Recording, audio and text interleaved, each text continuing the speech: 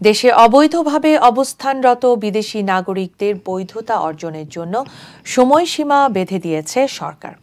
আগামী বছরের ৩১ জানুয়ারির মধ্যে এসব বিদেশিদের বৈধ হতে হবে। এ সংক্রান্ত সতর্কীকরণ বিজ্ঞপ্তি জারি করে স্বরাষ্ট্র মন্ত্রণালয়।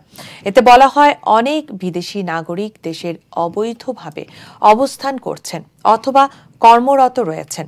নির্ধারিত সময়ের মধ্যে বৈধতা অর্জন না করলে অবস্থানকারী ব্যক্তি ও সংশ্লিষ্ট প্রতিষ্ঠানের বিরুদ্ধে আইনানুগ ব্যবস্থা গ্রহণ করা হবে।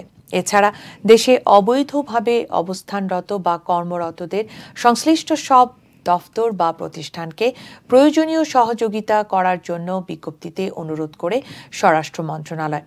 এর আগে গত ৮ ডিসেম্বর অবৈধভাবে দেশে অবস্থান বা কর্মরত বিদেশিদের দ্রুত বৈধ হওয়ার অনুরোধ করে স্বরাষ্ট্র মন্ত্রণালয়। তবে তখন কোনো সময় বেঁধে দেয়নি মন্ত্রণালয়।